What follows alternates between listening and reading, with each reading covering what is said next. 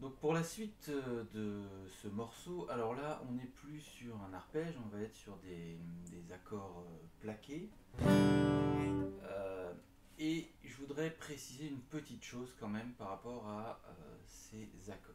Quand un artiste il crée une musique, la plupart du temps, hein, 99% du temps, surtout dans le rock, le métal, etc., il n'écrit pas quelque chose, il joue de son instrument. Et donc quand il crée, bah, il va trouver un riff, voilà, un petit morceau, comment je vais dire ça, enfin, voilà, un bout de musique qu'il va jouer. Et puis, bah, il va s'en rappeler et il va dire waouh, ça c'est pas mal ça. Et donc il va s'en rappeler, ce morceau-là, enfin ce bout de musique va être enrichi à un moment donné, il va y avoir les autres instruments qui vont venir, avec les autres instruments il va dire tiens, peut-être que si je faisais ça plutôt, ça serait mieux, etc. etc. Et puis ensuite c'est transcrit sur une partition. Et c'est pourquoi sur une partition, vous allez avoir ça. Si vous regardez la partition, vous vous retrouvez avec un accord là de La mineur septième et avec des variations en fait dans le jeu où à un moment donné on va jouer les 5 cordes, les 4 cordes, les 3 cordes, puis les 4, puis de nouveau les 4, et puis on arrive au La mineur, et puis etc. etc. Or, qu'est-ce qui se passe à ce moment-là? C'est tout simplement que quand il va jouer, donc il va plaquer son accord, voilà, qui est le La mineur septième, et puis de la main droite, en fait, il va jouer les 5 cordes, puis les 4 cordes, puis les 3 cordes, puis il va jouer 4 cordes, etc. Alors, ce que je veux dire par là, c'est que en fait, c'est quelque chose qui se fait plutôt d'instinct. C'est pas quelque chose qu'il a prévu. C'est quelque chose qu'il a fait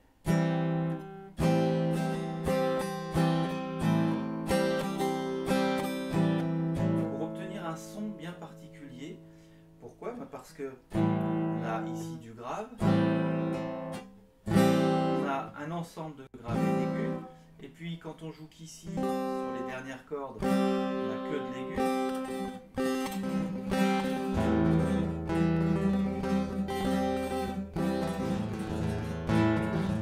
Voilà. J'ai pas changé mon accord, mais par contre, vous avez pu vous apercevoir que la musique elle-même, le son lui-même a changé en fonction de là où j'allais jouer sur la main droite.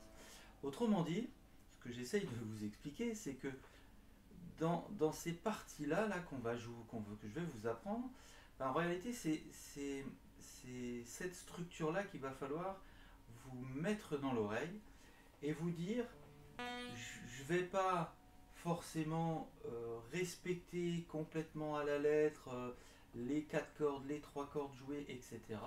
Mais surtout, ce qui importe, c'est d'aller jouer le rythme qui est demandé. Donc ici, le rythme, c'est...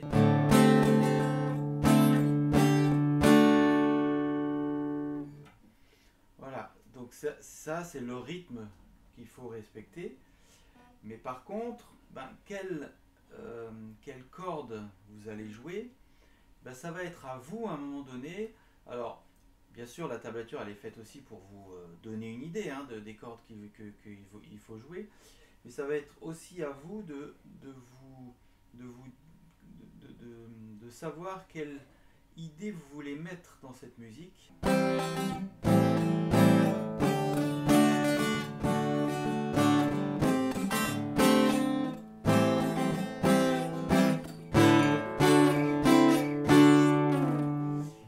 C'est vraiment l'idée que vous voulez passer dans la musique, enfin c'est pas vraiment l'idée que vous voulez passer, c'est parce que l'idée elle est déjà là, c'est le créateur qui l'a mis, mais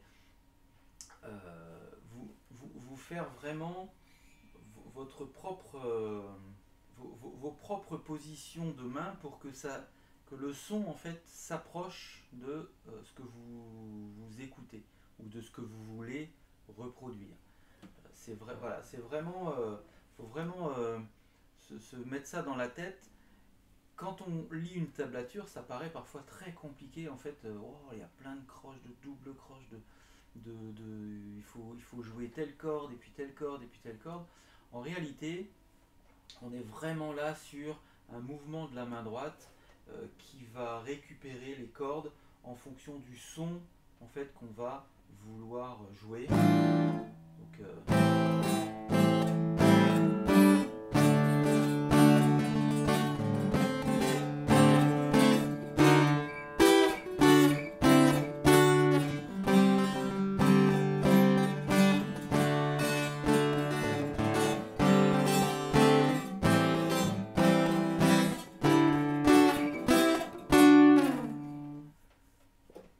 voilà, donc maintenant on va aller un peu plus dans la précision de ce que je viens de ce que je viens de vous expliquer pour vraiment vous réussissiez à intégrer le rythme que l'on est censé jouer. Hein. Je dis souvent qu'on doit jouer, après on n'est jamais obligé de rien, on est musicien. La musique c'est la liberté, donc voilà. Mais bon, pour pouvoir reproduire quand même le son que l'on veut entendre, ben, on va reproduire le rythme le mieux. Le premier accord de cette partie-là se retrouve à la fin de la mesure 40. Donc c'est un sol basse de si, donc, où on va jouer en fait que les quatre cordes là, de la à si. Alors, n'oubliez pas ce que je vous ai expliqué juste à l'instant, c'est-à-dire que même si vous jouiez l'accord de mi, rien de grave, vous ne serez pas puni, il n'y a pas de souci. Donc une fois que vous avez joué ici, c'est une noire, vous allez passer au La mineur septième, donc avec le petit doigt sur la corde de mi, troisième case, l'index sur la corde de si, première case, et le majeur sur la corde de ré, deuxième case. Donc la rythmique, en fait, on est sur du ba, ba, do, ba, ba. J'enlève le petit doigt, ba. Ensuite, je vais mettre le petit doigt et l'annulaire sur la corde de mi et si, que je vais jouer en prolongeant d'un temps. Comme vous voyez, vous avez encore le signe. Donc on a une croche, mais on a le signe pour rallonger en fait cette croche en un temps. Et puis le Ré majeur que vous allez... Alors là, c'est vraiment ce que je vous ai dit tout à l'heure, c'est-à-dire que vous allez jouer le Ré en un temps, puis vous allez jouer les deux cordes à vide de La et de Ré, puis les trois dernières cordes aiguës, donc Mi, Si, Sol, et puis corde à vide, autrement dit vous retirez votre main gauche, et puis vous allez replaquer de nouveau.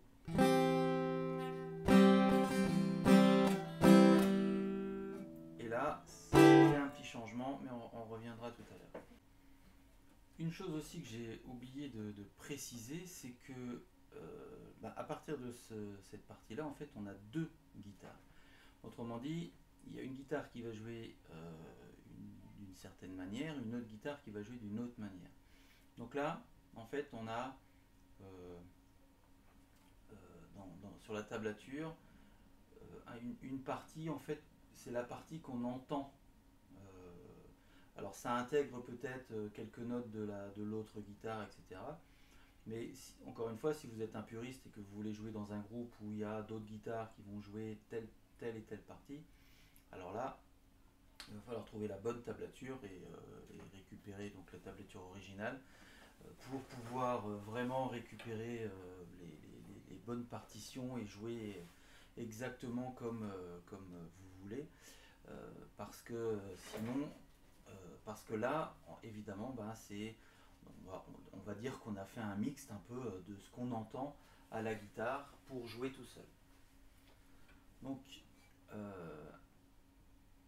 donc la première mesure, alors, comme je vous l'ai dit, hein, donc, on commence par cet accord-là qui est la fin de la 40e mesure, puis on plaque le La septième, La mineur septième, Ba, Ba, O, Ba, Ba, Ba, Ba.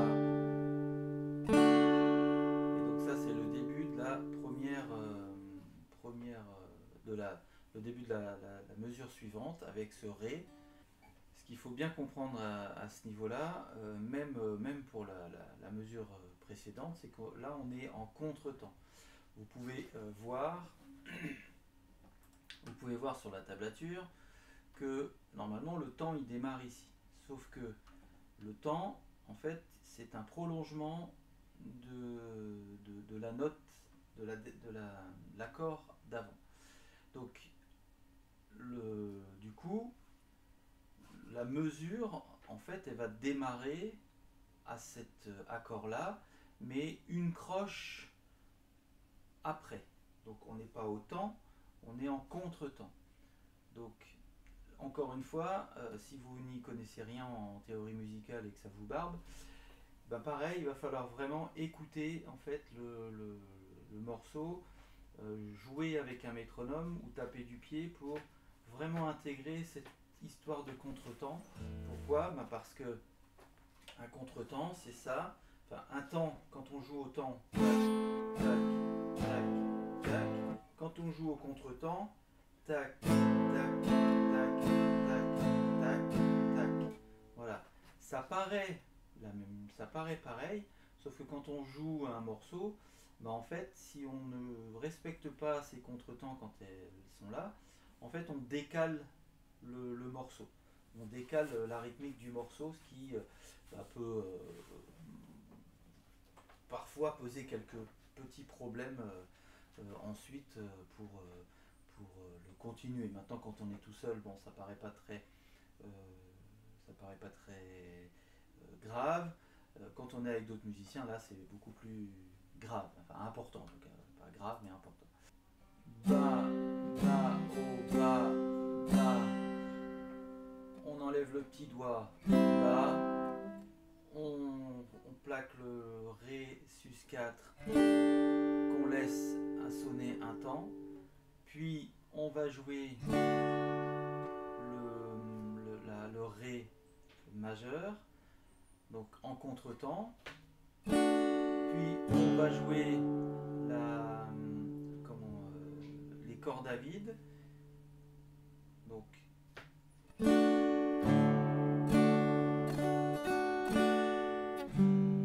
et à la fin, on va jouer les cordes à vide en enlevant la main gauche. Donc ba, ba, ba, ba, o, ba, ba. Et puis on recommence avec l'accord de La mineur. Donc quand on joue la suite, qui est à peu près la même chose que, en tout cas ça démarre comme le début de cette partie. Et là, on va se retrouver alors l'index en 7e case, le majeur en 8e case de l'accord de Si et l'annulaire en 9e case de l'accord de Sol. Donc là, on a un accord comme ça qu'on va jouer donc avec l'accord de Ré. Voilà.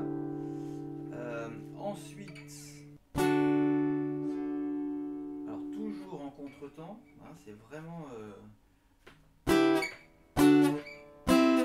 donc l'accord suivant, c'est en 5e case, vous avez l'index sur la corde de Mi, le petit doigt sur la 7e case de la corde de Si, et l'annulaire sur la corde de Sol, 7e case. Alors là, il joue les croix, en fait, c'est on étouffe les cordes. Voilà.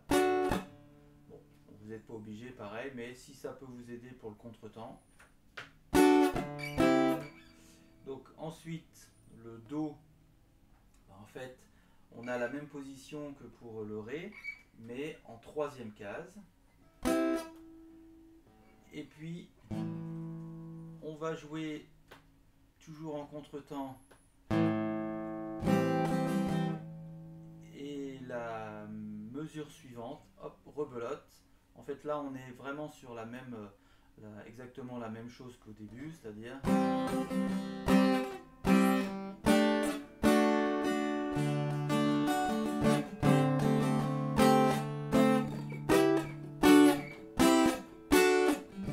Etc. Alors, toujours pareil, avec ces petites variations qu'il peut y avoir, comme vous le constatez sur la partition, où au niveau de la dernière mesure qui apparaît, vous avez un hammer. Voilà, donc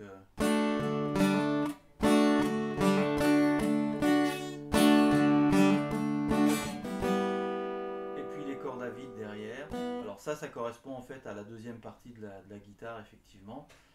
Dans le morceau, comme je vous ai dit, il y a deux guitares. Voilà, ça fait partie de la deuxième guitare qui joue cette partie-là.